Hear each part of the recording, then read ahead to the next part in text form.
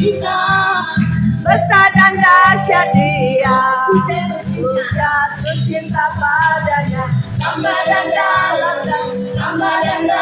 lagi. Ku jatuh cinta padanya, tambah dan dalam lagi. Yesus indah dan indahlah, semakin indah. Oh, cintanya antara Allah dan aku. Ku jatuh cinta padanya, tambah dan dalam lagi. Ku jatuh cinta padanya, tambah dan dalam lagi. Ku jatuh cinta padanya, tambah dan dalam lagi. Yesus indah dan indahlah, semakin indah. Oh, cintanya antara Allah dan aku. Ku jatuh cinta padanya, tambah dan dalam lagi. Hanya Yesus, hanya Yesus, hanya Yesus. Hanya Yesus, hanya Yesus, kekasihku.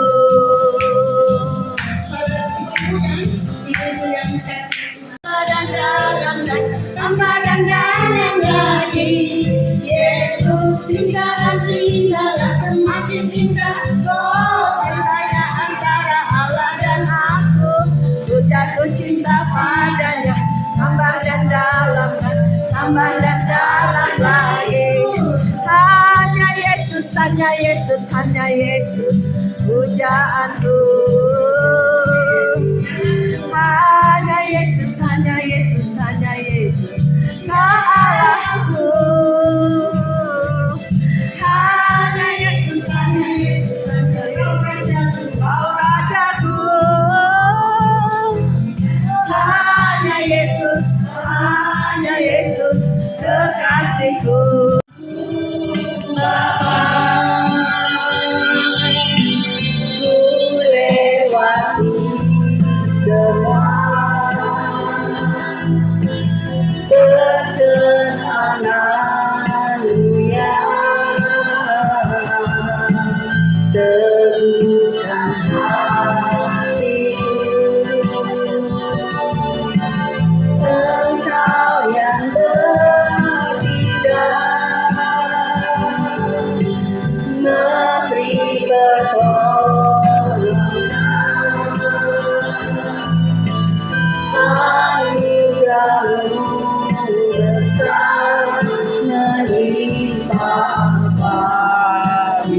Anugerah-Mu Tuhan, anugerah-Mu besar melimpah kami. Anugerah-Mu, anugerah-Mu besar melimpah kami. Haleluya Yesus. Terima kasih Tuhan. Inilah pujian kami Tuhan. Pujian yang dari hati kami Tuhan. Bersama-Mu Bapa kami dapat melewati semuanya. Kami siap Tuhan. Hati kami ini Tuhan adalah tanah yang subur. Di mana benih firman Tuhan yang akan ditabur sebentar oleh Bu Esther. Kami percaya Tuhan akan tumbuh, akan berbuah-buah, dan untuk kemuliaan nama Tuhan. Kami siap Tuhan untuk mendengarkannya. Hanya di dalam nama Tuhan Yesus Kristus kami mengucap syukur. Haleluya. Amin. Amin. Silakan.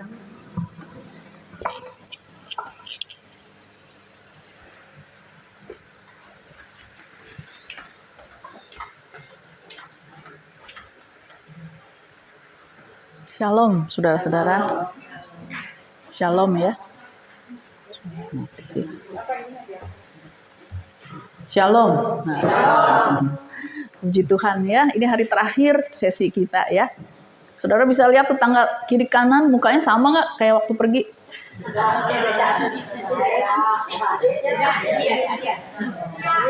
Udah bulat-bulat atau masih panjang-panjang?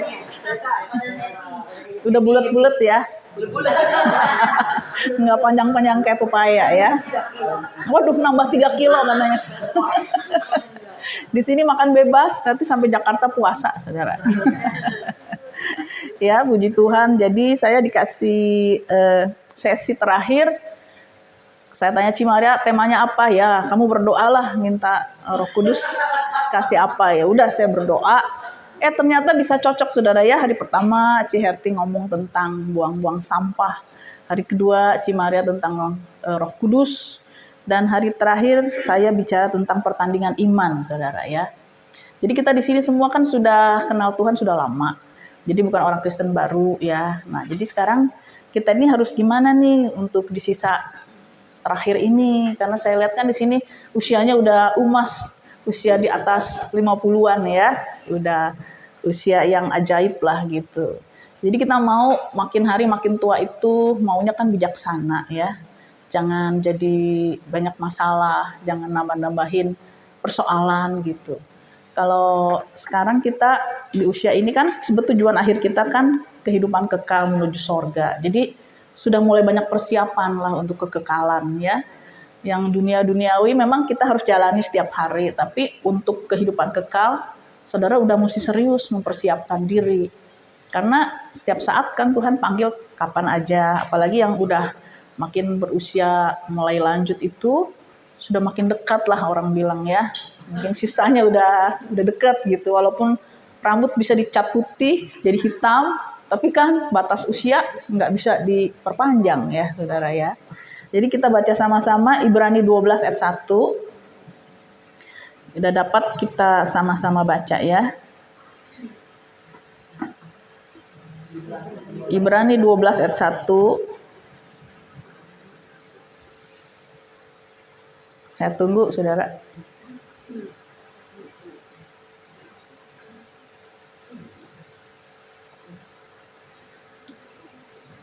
Ibrani 12 ayat 1 sudah dapat kita baca sama-sama ya. 1 2 3. Karena banyak saksi bagaikan awan yang mengelilingi kita, marilah kita menanggalkan semua beban dan dosa yang begitu merintangi kita, dan berlomba dengan tekun dalam perlombaan yang diwajibkan bagi kita ya. Ya, puji Tuhan. Jadi kita kalau sudah kenal Tuhan itu sudah mau nggak mau ikut dalam pertandingan iman, saudara. Jadi di sini dikatakan perlombaan yang diwajibkan bagi kita. Namanya wajib, boleh milih nggak, saudara? Nah, wajib itu semua orang harus ikut. Jadi mau nggak mau saudara dicemplungin nih di pertandingan iman. Semua harus bertanding. Jadi nggak bisa terima Tuhan terus santai-santai. Pokoknya sekali selamat tetap selamat. Nah itu salah saudara. Karena ada orang dunia gitu ya. Sekali selamat pokok selamat lah. Kamu mau berdosa mau apa. Tuhan pasti mengasihi. Pasti tetap selamat. Enggak saudara. Keselamatan itu harus dikerjakan dengan takut dan gentar ya. Nah apalagi ini dimasukkan ke dalam perlombaan yang diwajibkan bagi kita. Nah saudara kalau menyadari kita ini sedang berlomba. Saudara ini dibilang harus menanggalkan semua beban hidup dan dosa. Nah kalau dosa-dosa saya percayalah saudara-saudara pasti sudah terlepas semua dosa-dosa yang mengikat ya. Nah tapi beban-beban inilah yang banyak anak Tuhan tuh masih terikat beban-beban hidup. Berapa waktu yang lalu saya lagi berdoa di Bukit Doa, tiba-tiba lagi tengah malam doa itu, waktu menyembah Tuhan tuh bilang, banyak anak-anak Tuhan tuh membawa beban dalam hidupnya. Terus saya mikir beban apa ya Tuhan? Ternyata tuh beban-beban hidup, saudara. Beban-beban masa lalu, beban-beban emosi, dari kecil, remaja, sampai ke dewasa. Terus juga dalam kehidupan pernikahan, ibu-ibu semua pasti ngalamin namanya beban-beban hidup ya. Ada namanya beban-beban emosi. Tanpa sadar itu numpuk, saudara. Mungkin dari kecil ada yang diperlakukan kurang baik sama orang tuanya. Ada juga remajanya mungkin dibully. Pas menikah ternyata misalnya pasangannya juga sama dia bentrok terus. Belum nanti sama anak, sama menantu bentrok. Nah itu emosi-emosi itu terus terbawa dan menumpuk saudara. Menjadi beban. Tanpa sadar mungkin di luar kita baik-baik, senyum-senyum. Tapi di hati sebetulnya ada beban-beban emosi yang tiap hari numpuk dipendam. Saudara nggak beresin karena saudara pikir nggak apa-apa lah, ntar juga hilang sendiri, atau saya nggak apa-apa, di luar manis, senyum. Tapi sebetulnya di hati tuh ada beban, ada tambahan emosi negatif, numpuk di pikiran, di hati, numpuk di alam bawah sadar ya. Lama-lama itu kita nggak seperti komputer lah, kalau makin lama datanya itu penuh, bisa hang, saudara. Demikian hidup kita juga begitu. Kalau nggak diberesin, numpuk terus, akhirnya suatu saat bisa kepenuhan, bisa hang, bisa macet, saudara. Nah kalau udah macet, nggak tahu kapan waktunya, bisa tiba-tiba tuh saya lihat beberapa orang contoh, lagi mudanya nggak apa-apa, baik, dia pelayanan, ketemu orang juga ramah apa gitu. Tapi tiba-tiba ada di saat tertentu, tiba-tiba tuh dia seperti mulai pikun dini, saudara. Mulai lupa. Terus mulai kelihatan emosi-emosi negatifnya keluar tuh. Dia marah-marah, dia kesel, ngomel-ngomel. Jadi ada beban-beban masa lalu itu, di mana waktu dulu mudanya suaminya itu, seperti kurang perhatian sama dia. Kayak kita kurang kasih sayang ya. Suaminya sibuk dengan teman-temannya, pekerjaannya, malah juga dengar-dengar gosip ada sama dengan wanita lain gitu. Jadi di hati dia tuh ada beban kekesalan emosi yang numpuk terus, sehingga tanpa dia sadar tuh dia nggak berani ngungkapin karena dia malu kan, ngungkapin ke anak, ke teman, boro-boro ke anak aja dia nggak mau cerita kan. Tapi dari ucapan-ucapannya kadang-kadang terlintas bahwa dia tuh ada agak kesel sama suaminya karena kan suaminya dengan yang lain gitu. Jadi dia merasa tuh cintanya terbagi lah gitu. Nah akibatnya karena cintanya terbagi itu ketika suaminya sudah tua, sudah tidak bisa apa-apa. Nah, jadi dia rasa ingin menguasainya itu timbul, saudara. Jadi dia ini ingin mengatur suaminya. Suaminya ketika sudah tidak mampu berjalan, dia yang atur. Jadi cemburu, nggak boleh dipegang suster, nggak boleh dipegang pembantu. Mesti dia yang ngurus, dia yang mandiin, dia yang ingin. Padahal dia sendiri udah tua, udah rentak, saudara. Tapi dia tetap nggak kasih orang tuh kesempatan untuk iniin suaminya. Jadi dia curigaan terus sama suaminya. Kamu ini ya sama suster ya? Enggak, kata suaminya. Kamu dipegang-pegang ya? Enggak, gitu. Jadi konflik terus, saudara, tiap hari. Konflik dengan anak, dengan mantu. Selalu yang diceritain tuh yang jelek-jelek. Maksudnya tuh suaminya mau tuh sama si pembantu apa suster gitu. Nggak mau dipegang sama dia, kesel, dia bisa marah, bisa nangis, bisa uring-uringan, saudara. Nah, kalau gitu kan jadi makin tua, udah dia pikun, dikasih tahu anaknya, iya, tapi besok dia lupa. Begitu lagi berulang-ulang. Jangan berpikiran jelek. Oh iya, besok dia lupa lagi. Karena sudah mulai pikun dini. Nah, itu terus berlanjut sampai dia bisa marah-marah, kesel. Nah, jadi itu beban-beban emosi, saudara, yang ada di kehidupan seseorang. Jadi hari ini kita merenung ya, apa di hati kita tuh ada beban-beban emosi nggak di masa lalu yang belum selesai. Jadi sebetulnya waktu itu tidak menyelesaikan, kan ada orang bilang, nantilah waktu juga menyelesaikan lah. Enggak, saudara, numpuk. Cuman kita nggak tahu nih kapan bisa meledak kalau kita nggak beresin.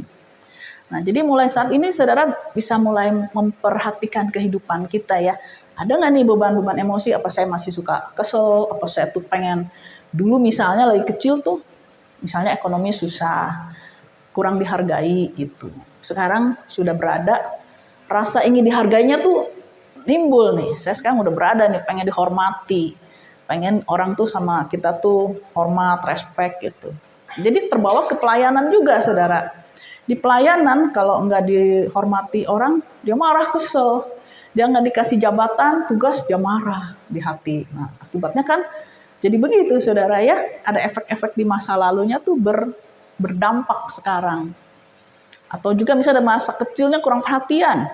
Nah sekarang dia nuntut, minta diperhatiin nih di PD. Waduh, kalau sama pimpinan PD-nya nggak perhatiin saya, dia ngambek, dia kesel gitu. Ada juga yang begitu, saudara. Atau ada juga yang suka pikiran negatif. Dari kecil negatif melulu, nggak diberes-beresin. Masuk ke PD, ke pelayanan, ke komunitas gereja, pikirannya negatif terus. Sesama mau bentrok, lihat orang lain kayaknya ngiri, gosip, fitnah gitu. Jadi di komunitas ini juga ingat harus dijaga unity, kesatuan hati ya. Jangan sampai mau dipecah belah oleh si jahat. Karena dalam satu komunitas itu biasanya si jahat itu suka mengganggu, saudara. Dengan gosip, fitnah, ataupun saling iri hati. Nah itu bahaya, saudara. Jadi mesti masing-masing benar-benar jaga hati. Kita semua kan beranjak dewasa. Jadi kalau melihat ada yang gosip, ada yang mulai ngomongin orang, fitnah-fitnah, jelekin orang, saudara pademin. Jangan ikut ditambahin, dikomporin, saudara ya. Komporin jadi tambah rame. Hidup kita juga karena kita sering mengucapkan negatif, jadi kehidupan kita juga cemar. Karena apa yang kita tabur di mulut, itu yang akan kita tuai. Ya, kalau saudara ngomongin yang jelek, dulu negatif, terus itu yang akan terjadi pada diri saudara. Kan firman Tuhan bilang, hidup mati dikuasai lidah. Siapa suka menggemakannya akan makan buahnya. Jadi kalau saudara gemakan yang baik, saudara terima yang baik. Saudara gemakan yang jelek juga yang terjadi dalam diri saudara. Ya. Nah, jadi kita mulai mengingat, merenung lah, apa sih di hati ini Tuhan yang masih beban-beban hidup yang mengganggu perjalanan iman saya nih. Atau saya cepat putus asa, cepat lemes lah. Udahlah, nggak mau semangat-semangat lah, udah ada umur, udah apa gitu. Ataupun masalah saya belum selesai nih, suami, anak belum selesai. Jadi lemes mau ikut Tuhan juga. Kan banyak yang begitu ya. Nah, saudara jangan. Tiap pribadi itu harus bertanggung jawab sama Tuhan. Jadi jangan lingkungan saudara lemes, saudara ikut lemes. Masalah belum selesai, saudara lemes juga. Jangan. Masing-masing harus memacu diri.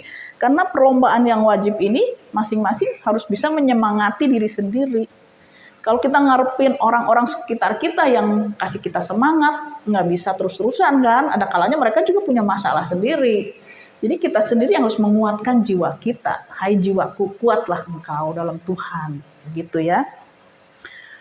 Ada cerita lucu juga, saya punya teman satu, dulunya orang kurang berada lah. Jadi pas dia udah berada, suatu hari kan jadi dia ingin barang-barangnya branded, mewah gitu. Suatu hari dia pakai baju, modelnya ada pita lah di samping. Dia lihat ada pembantu temennya pakai bajunya mirip. Mereknya pasti beda, saudara. Tapi modelnya mirip, warnanya mirip, saudara. Lihat gitu dia kesel, saudara. Kok menyaingi gua sih bajunya? Nah bisa begitu, saudara ya. Jadi gimana ya? Ingin dihormati, ingin dihargai, ingin direspek orang gitu. Padahal perkara kecil soal baju, saudara, udah merasa terganggu, udah kehilangan damai sejahtera. Padahal kan merek beda, harga beda, modelnya doang yang mirip, bisa begitu. Nah, jadi mesti hati-hati juga dengan kesombongan ya, karena Tuhan tuh benci orang sombong. Tuhan senang dengan orang yang rendah hati. Jadi di saat-saat ini beban-beban itu dihilangkan. Bagaimana caranya? Saudara jangan pikirin sendiri, saudara harus belajar curhat. Jadi beban-beban itu harus saudara curhat, cari orang yang bisa dipercaya, saudara curhat, cerita. Beban saya begini. Atau kalau saudara nggak mau dengan orang, saudara doa, cerita sama Tuhan. Nah ini fungsinya Roh Kudus. Semalam yang sudah terima Roh Kudus, nah itu diaktifkan. Karena dengan kita berbahasa ridah, berbahasa roh itu bisa kita menyampaikan beban-beban yang terpendam di hati kita. Ketika kita doa udah habis kata-kata, udah nangis, udah segala macem. Nah saat itulah kita berbahasa roh, keluar dari hati kita, dari beban-beban kita keluar semua. Kita nggak tahu apa yang di pikiran kita, tapi bebannya nyesek. Nah saudara pakai bahasa roh itu. Ngomong, walaupun cuma baba-baba, nggak jelas. Tapi karena keluar dari hati, nah itu Roh Kudus yang mengerti bahasa doa kita, disampaikan kepada Bapa di sorga. Dan Tuhan ganti dengan damai sejahtera yang baru, sukacita yang baru. Nah itu fungsinya Roh Kudus di hati kita ya. Jadi diaktifkan, jangan udah terima sekali baptisan terus saudara udah besok-besok lupa. Tapi tiap hari dipakai dalam doa pribadi, dipakai. Terus membangun doa kita. Nanti lama-lama bahasa itu akan berkembang. Nanti saudara bahkan bisa Tuhan gerakan, misalnya mendoakan si A, si B. Tuhan taruh di hati pikiran kita, mulai doakan. Dengan bahasa roh itu, bahkan kalau lebih skalanya besar, saudara bisa berdoakan bangsa, doakan negara, dan lain sebagainya ya. Jadi kita bicara hal yang masih simpel dulu ya. Nah, jadi kita yang pertama tanggalkan semua beban. Jadi ketika kita sudah mulai curhat sama Tuhan, curhat lama-lama beban itu Tuhan bersihkan, Tuhan ganti. Nah, setelah begitu, apa yang harus dilakukan? Saudara mulai isi dengan hal-hal yang positif. Kalau tadinya kan yang masuk negatif udah banyak dari masa muda ya. Ganti dengan yang positif. Saudara mulai berbicara yang baik. berpikir yang baik, terus bertingkah laku yang positif, baca firman. Nah itu kan menggantikan, membersihkan kehidupan kita ya firman itu. Itu yang akan mengubah beban-beban emosi itu sehingga bersih, saudara. Jadi harus terus kita gantikan dengan hal yang baik ya. Nanti kalau beban saudara sudah berkurang, nah di usia tua saudara tuh akan jadi berkat hidupnya. Saudara nggak bikin masalah, nggak jadi troublemaker ya. Kan banyak udah tua tuh troublemaker nih, nyusahin orang, nyusahin anak, mantu, nyusahin tetangga, nyusahin saudara seiman. Ada kan yang tiap dia datang mesti ribut, bentrok masih A, si B, si C, pusing gitu. Belum ngegas mulu, kan ada orang ngegas mulu nih, cepet emosi, disentil dikit tersinggung. Orang nggak maksudnya apa sama dia, dia pikirannya udah negatif. Kan capek, saya pernah ketemu orang seperti gitu, negatif mulu. Jadi kalau deket sama dia tuh, bawaannya tuh negatif aja. Denger dia ngomongin tuh diri dia sendiri mulu, terus ngomongin orang. Sukanya gitu. Lama-lama deket dia, kayaknya nggak enak nih suasananya ya. Kan kita berasa kalau orang yang bermasalah dengan dirinya yang negatif melulu, nggak enak suasananya saudara. Tapi kita mau di sisa hidup ini bisa jadi berkat ya. Jangan pikir saya mah nggak bisa apa-apa, saya ibu rumah tangga doang. Bisa saudara. Saudara bisa jadi berkat dengan apa? Berdampak untuk keluarga, anak mantu cucu, untuk lingkungan gereja, untuk sharing kehidupan saudara kepada orang-orang lain. Bahkan bisa menolong dengan waktu, tenaga, dengan uang, membantu orang yang susah. Apapun yang bisa saudara lakukan untuk kemuliaan Tuhan, itu lakukan aja. Jangan kita, saya mah udah segini aja cukup. Jangan membatasi diri. Apa yang bisa lakukan dengan semua berkat yang sudah Tuhan beri, lakukan. Karena itu untuk kemuliaan Tuhan, untuk menabung, untuk upah kita yang di sorga. Ya. Jadi saya berharap saudara-saudara di sini tuh nanti menjadi berkat semua dimanapun berada. Kehadiran saudara-saudara tuh ditunggu. Karena kalau ada dia mah enak, seneng. Suasananya tuh membawa sukacita, membawa damai. Ya. Nah, jadi ingat saudara ketika beban-beban emosi itu sudah ditanggalkan, saudara kan bertanding, berjalan, bahkan berlari dengan cepat. Karena Tuhan masih punya rencana-rencana banyak buat saudara. Jangan pikir, saya udah 50 lebih, udahlah, udah cukup rencana Tuhan. Enggak, saudara, Tuhan masih punya rencana yang banyak dalam hidup kita ya. Kita bisa menolong orang-orang yang sedang berkesusahan. Karena kita sudah mengerti nih keadaan jiwa kita, keadaan roh kita, udah mengerti. Jadi kita hidup mau menjadi berkat. Ya, jangan jadi batu sandungan pada orang lain. Kemudian tadi hal yang pertama meninggalkan beban. Yang kedua itu, mata kita tuh harus tertuju pada Yesus. Dikatakan di Ibrani 12 ayat 2, kita baca sama-sama ya. Ibrani 12 ayat 2.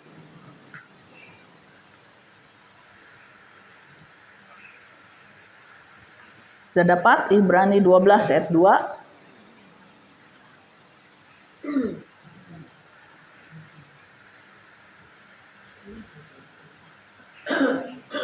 Sudah dapat? 1, 2, 3. Marilah kita melakukannya dengan mata tertuju pada Yesus yang memimpin kita dalam iman, yang membawa iman kita itu pada kesempurnaan.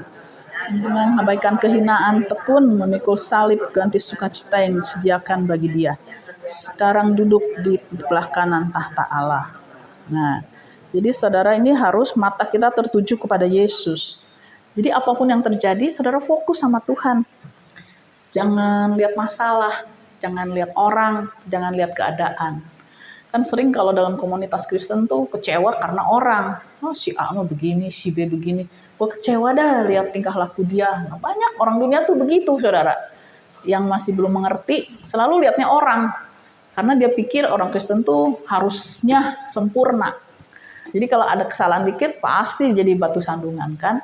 Nah, supaya kita tidak jadi batu sandungan, kita harus fokus kepada Tuhan. Jadi jangan ngelihat orang deh.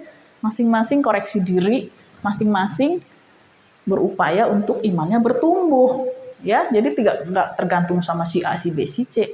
Masing-masing fokus kepada Tuhan Yesus. Ketika kita udah fokus sama Tuhan Yesus, mau si ini begini, begono, saya fokus sama Tuhan. Masa bodoh lah orang mau nyakitin kita, mau gosip kita, mau fitnah kita. kita fokus sama Tuhan, tujuan kita menyenangkan Tuhan, maka kita nggak akan terganggu oleh hal-hal seperti begitu ya. Masalah belum selesai juga nggak apa-apa, saudara. Kita tetap jalan aja. Mungkin kita udah berdoa bertahun-tahun nih belum terjawab. Yang kita cita-citakan belum terjawab. Fokus aja sama Tuhan. Tetap kerjakan bagian kita. Nanti Tuhan akan selesaikan satu persatu masalah hidup kita ya. Orang ada juga yang komplain, saya udah doa sih, udah puasa, tapinya belum jawab-jawab Tuhan. Saya jadi lemes nih, katanya ikut Tuhan. Kok Tuhan ada nggak sih? Saya doa nggak dijawab-jawab. Nah saya bilang, memang seringkali Tuhan tuh nggak jawab doa kita langsung. Tapi ketika kita mengandalkan Tuhan, Tuhan tuh kasih kita kekuatan melewati masalah itu. Jadi walaupun saudara belum selesai, belum dapat jawaban, tapi saudara tuh kuat melewati masalah itu.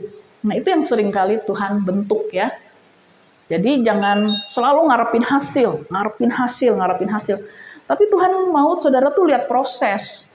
Tuhan tuh senang sekali melihat proses hati diubahkan, pikiran diubahkan, jiwa roh kita diubahkan. Jadi Tuhan tuh melihat proses. Jadi kalau Tuhan mau memang bisa satu kali langsung berubah. Tapi Tuhan mau proses. Karena dengan proses itu, saudara bisa akan melihat ya, bagaimana saudara tuh makin dikuatkan dari hari ke hari. Kalau sulap mah gampang, Tuhan tek semua udah sempurna ya. Tapi kan Tuhan nggak mau, Tuhan mau proses. Proses itu ya yang akan mendatangkan kebaikan. Proses itu yang menguatkan kita hari demi hari ya.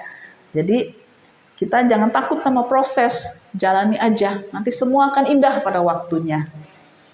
Amin. Nah, yang ketiga itu berlomba dengan tekun ya. Jadi saudara dalam pertandingan iman ini mesti tekun. Karena kalau nggak tekun kita tuh akan cepat, udahlah hari ini semangat nih pulang dari retret. Mau berapa hari saudara? Seminggu, 2 minggu? Nanti bisa lemes lagi kalau ngikutin keinginan daging ya. Tapi kalau di sini kan suasananya kayak suasana sorga, ibadah, makan, santai. Beban-beban hidup kayaknya nggak ada ya. Tapi begitu pulang ke rumah sendiri kan ketemu lagi masalah yang belum selesai. Ada pergumulan lagi yang belum selesai. Nah, saudara, inilah saatnya bertekun. Setiap hari bertekun. Sama juga seperti orang baca firman. Sehari 2 hari baca, seminggu 2 minggu, sebulan 2 bulan, tapi banyak juga yang udah lemes, males. Nah, itu kurang bertekun, saudara. Jadi tekun tuh mau hati kita lagi bete, lagi kesel, lagi nggak mood, tetap lakukan yang Tuhan mau. Tuhan suruh doa. Tuhan suruh baca firman, baca. Suruh memuji, menyembah, saat teduh, kita lakukan terus hari demi hari. Itu namanya bertekun. Jadi nggak peduli keadaan, masalah, suasana, apapun juga tetap lakukan yang menjadi bagian kita. Karena Tuhan mau tuh ada bagian Tuhan, ada bagian kita. Jadi kita jangan ngarep semua Tuhan. Nggak ada bagian kita yang kita kerjakan. Mesti sama-sama sama Tuhan. Ada bagian Tuhan, ada bagian kita juga yang harus kita lakukan. Jadi setiap hari tetap bangun hubungan pribadi sama Tuhan.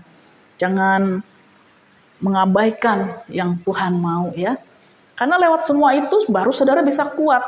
Kalau cuma mengandalkan komunitas, persekutuan doa doang atau gereja seminggu sekali doang, selebihnya saudara nggak punya hubungan pribadi sama Tuhan itu nggak akan kuat.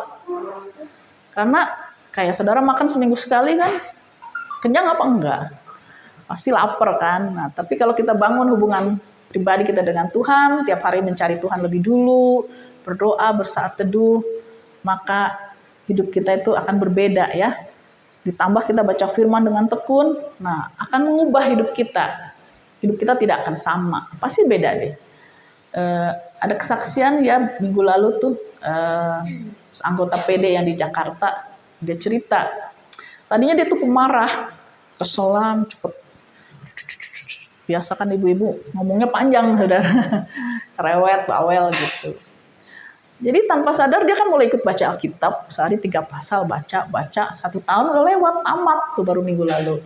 Jadi kita syukuran lah beberapa orang yang sudah tamat. Dan dia cerita, sekarang saya bisa sabar loh Ci katanya. Kalau dulu saya tuh orang ngomong 1 dia ngomong 10, mencicit kata dia bilang. Tapi sejak baca firman dia mulai, iya ya kok jadi saya berubah ya sekarang katanya.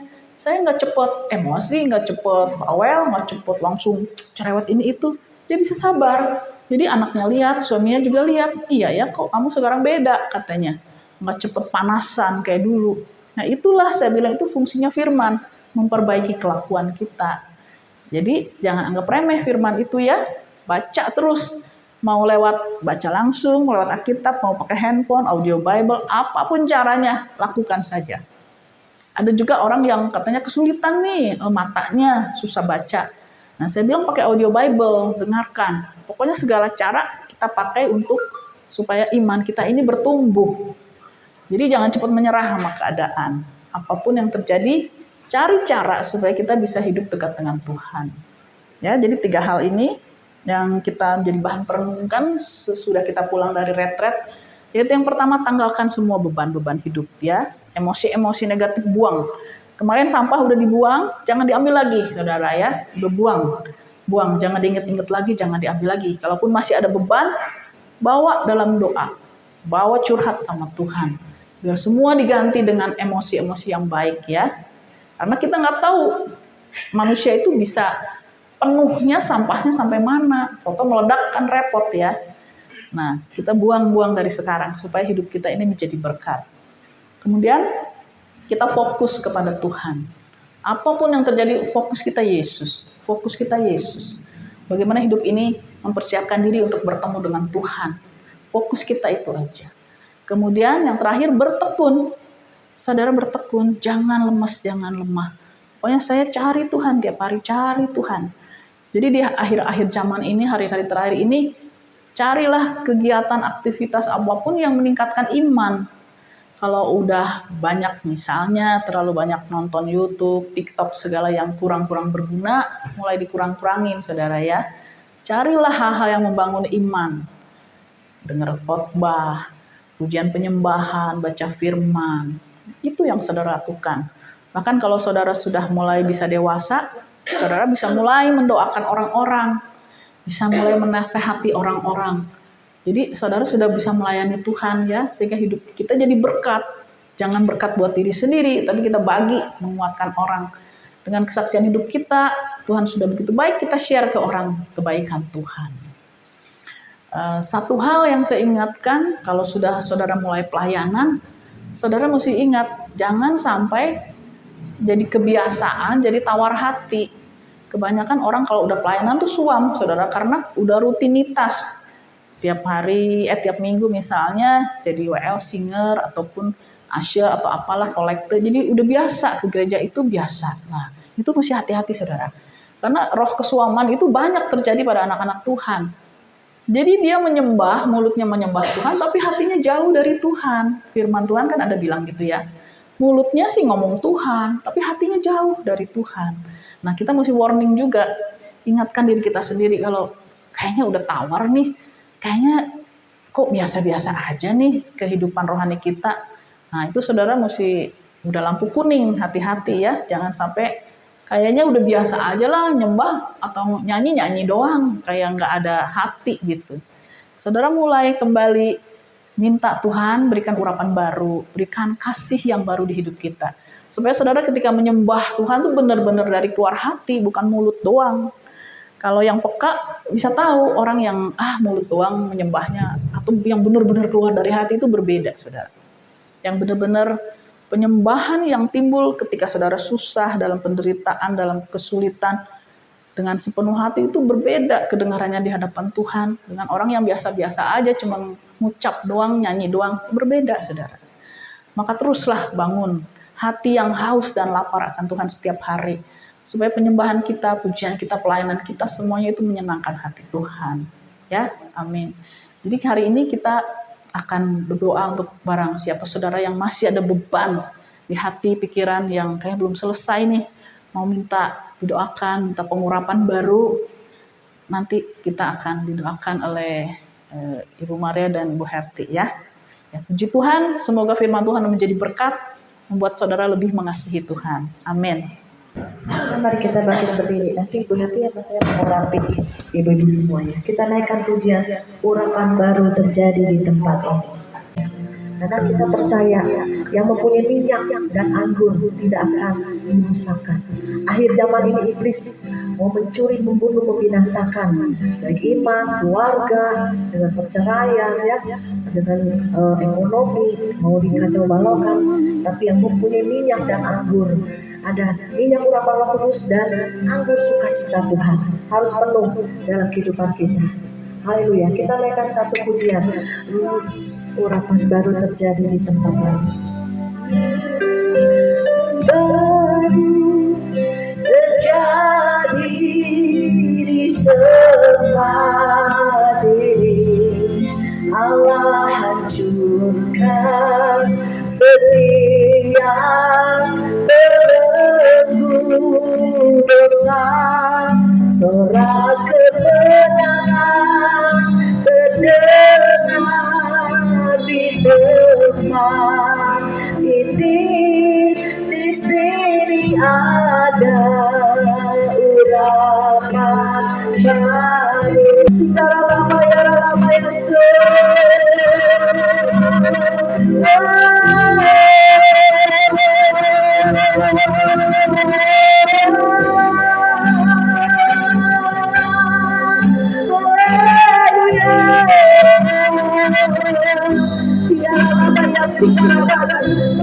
mulai berbahasa roh lagi, mulai berbahasa roh.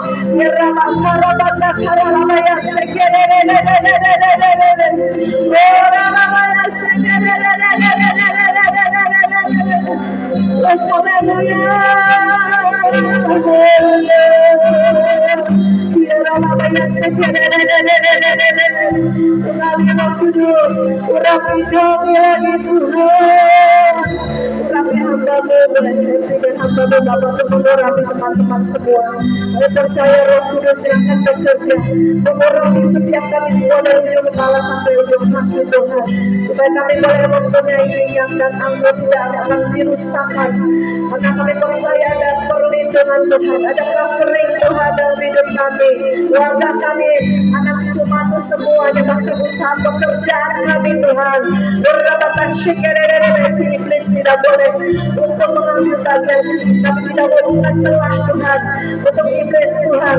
Kami menutup semua celah dosa, kami membuang semua beban-beban yang menghalangi saudara yang mempunyai beban-beban di dalam nama Yesus, dalam nama Yesus. Saudara labaya terima pengurapan baru dalam nama Yesus, dalam nama Yesus.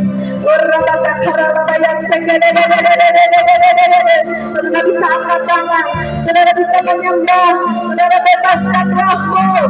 Ya labaya